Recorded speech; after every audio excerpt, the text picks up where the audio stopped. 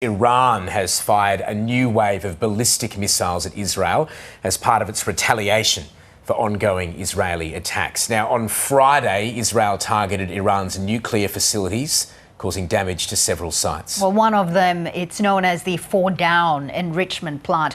It is buried deep under a mountain in the Qom province. And earlier I spoke to James Acton, who is the co-director of the Nuclear Policy Program at the Carnegie Endowment for International Peace. And I started by asking him if Israel had the capability to target this particular facility.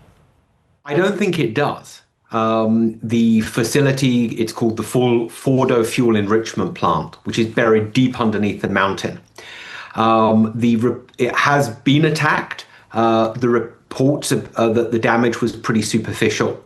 And that really shouldn't be surprising to anybody, because the depth of this facility under a mountain, it's believed that the only country with the capability to have a chance of destroying that facility is the United States.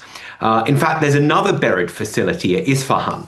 So part of the reason why I think these strikes were a bad idea is because Iran has simply buried it too deep for Israel to, by itself, to actually be able to stop Iran from having the capability to develop a nuclear weapon. Right. Now, we understand, too, that the IAEA has reported that 4 critical buildings at the Isfahan nuclear site had been damaged. I would presume that attacking a nuclear site would then risk a nuclear fallout or some sort of radiation pollution. Or is that too simple a thought? It depends very much on the kind of facility. So far, Israel has not attacked Iran's reactors, and I don't think it will attack those reactors, precisely because they would release large amounts of radiation. Attacks against primarily enrichment facilities, what we've seen attacked so far, actually is not going to release very much in the way of radiation, because uranium by itself, before being irradiated in a reactor, actually is barely radioactive. The radioactivity is very, very slight. So I have a lot of concerns about these strikes, but radiological contamination of the environment is not one of them.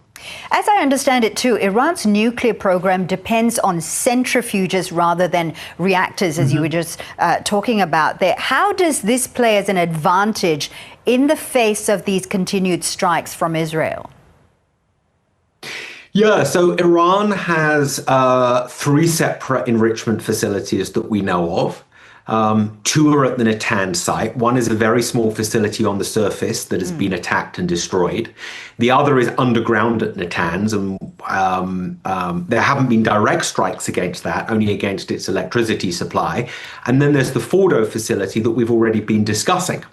The thing about enrichment plants is that they can be built more or less anywhere, including buried underground. When the Trump administration, the first Trump administration, pulled out of the Iran deal, the IAEA lost the capability to monitor the production and storage of the components that go into centrifuges.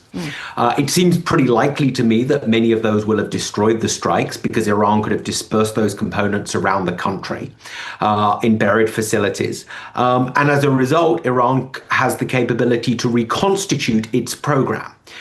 That is the big advantage from Iran's perspective of enrichment. It's just simply much harder to destroy a program based around enrichment, where those centrifuges can be buried, they can be placed more or less anywhere, in contrast to a reactor-based program for plutonium, which tends to be built around a small number, if not just one, very large facilities. I understand now. Now, you have said in the past that continued strikes on Iran would actually harden Tehran's resolve to develop nuclear armaments. Tehran would reject rapprochement. What does that actually look like? Would it mean no more access for IAEA monitors, no more discussions over its obligations to the NPT? That's exactly my concern.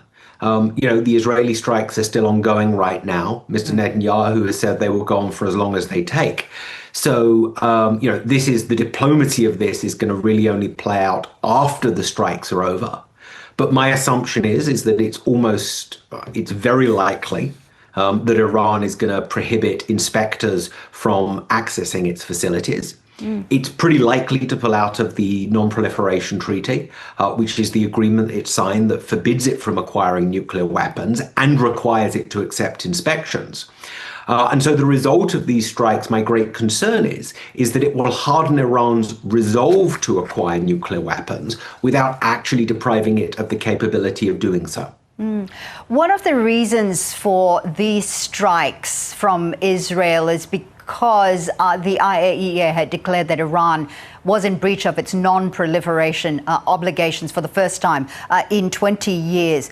Could you just clarify that for us? What does that actually mean? What terms did they breach? So essentially, the non-compliance resolution pertained to nuclear material that the Iranians had failed to declare to the International Atomic Energy Agency. And basically, the way that states' agreements with the IAEA work is they're permitted to do more or less anything, so long as they declare it and they allow it to be inspected. So we shouldn't be naive about Iran's nuclear program. You know, I've long believed that Iran wants the capability to build a nuclear weapon at short notice. However, the US intelligence community has assessed that Iran ceased the parts of its program focused on actually designing a nuclear weapon in 2003. It hadn't, according to the US intelligence community, restarted those efforts. My concern at this point is that the attacks are going to, as a result of those attacks, Iran is going to restart those efforts.